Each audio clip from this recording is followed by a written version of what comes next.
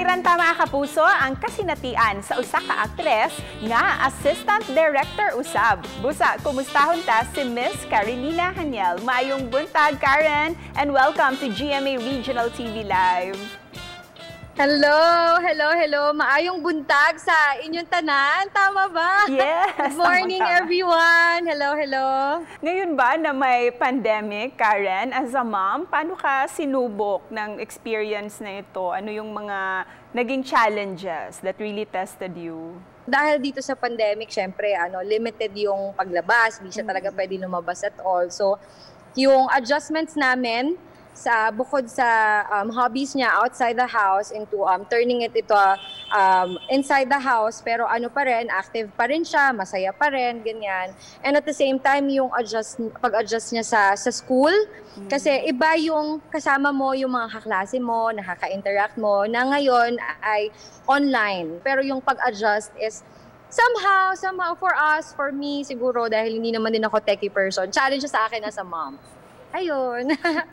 Karen, how were you able to explain sa anak mo, si Cloud, about this pandemic, itong mga protocols, itong mga limitations nga, di ba? And how we have to deal with this right now, lalo na sa kanya na batang atleta yung anak mo. This time kasi parang 10 times yung pag-iingat sa labas, lalo na siya kasi ang sinasabi niya, bakit hindi ako makalabas, bakit ganyan, bakit ganito.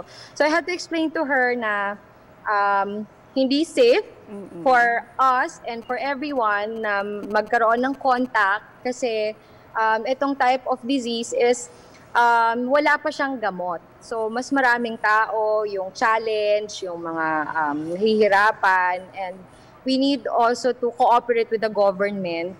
Karen, let's talk about acting and directing, which you both love. Alright. Paano ka nagsimula sa show business?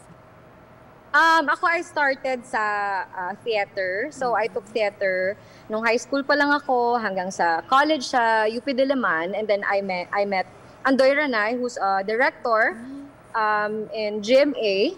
Tapos, before, ang assistant director was Mark De La Cruz, na ngayon is my director on Anak ni Waray versus Anak ni Biday. So, that's where I started. Nakita niya ako umarte, sinabi niya na, kukunin kitang artista on my teleserye. So that's where it started. And then eventually sabi niya sa akin, kukunin din kitang assistant director sa teleserye ko. So I hit both of it. So yung pagiging assistant director and actress, dahil yun kay Direk Andoy Ranay talaga. Wow, ang galing naman. Daming opportunities na naibigay. Pero between the two, which do you enjoy more? Ano yung mga advantages ba that aside from being an assistant director, may background ka din sa acting? Yes. Ako naman, kasi my first love talaga is acting. Kasi yun yung inaaral ko for several years. But I also love directing kasi it's more on the management side. When you have an experience as an assistant director, kaya mong hanapin yung camera mo, number one. Kaya mong makita yung ilaw kung nasaan, hindi na siya shadow yung face mo. Very technical, everything. So, makakagaan ng trabaho kapag alam mo yung technical side. Bilang assistant director, ang goal ko is to finish all the sequences that we have to finish sa isang araw. And at the same time, as an actress, ang goal ko is maging maganda yung performance ko creatively and technically. You make directing sound fun and very interesting talaga, Karen. What advice would you give sa mga aspiring directors and mga aspiring creators who want to pursue your profession as well? Trusting the process and never give up. Ganun lang yun. And looking forward to the future, what kind of projects do you want to pursue? Roles na gusto ko makuha or mga project, yung mga action, mga challenging action. Iniisip ko lagi, sobrang gusto ko magkaroon ng role na na kontrabida, ganyan. O kaya ako yung killer, ganyan. Diba? Yung parang gusto ko kasi yung malayo from my character. Kasi nandun mo masusukat yung range ng skill ng isang artista. Pero ngayon, hinihintay na namin yung pagbabalik TV ng Anak ni Waray versus Anak ni Biday. So please give us a hint kung ano yung susunod na mangyayari. Kami ang mananalo sa mga waray. Hindi, just lang. Okay. Panoorin nyo na lang. This coming December, mapapanood ninyo kung sino ang mananalo. Mga waray ba o mga biday. Ganyan.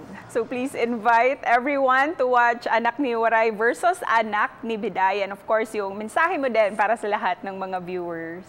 I am inviting everyone to watch again from the very beginning sa mga nakalimot na, sa mga nabitin. I-recap namin all the way from the start ang Anak ni Waray versus Anak ni Biday. This coming December na po. Yes, perfect na perfect. On the holiday season, habang kayo ay nasa bahay. Papanoorin talaga namin yan, Karen. And daghang salamat for joining us this morning. Thank you po, thank you po, thank you po, thank you po. And that was Karenina Haniel, mga kapuso, nga may paambit sa iyang career goals nga makabuot ra gayud inubanan sa kakugi og determinasyon. More to come pa sa pagbalik namo sa GMA Regional TV Live.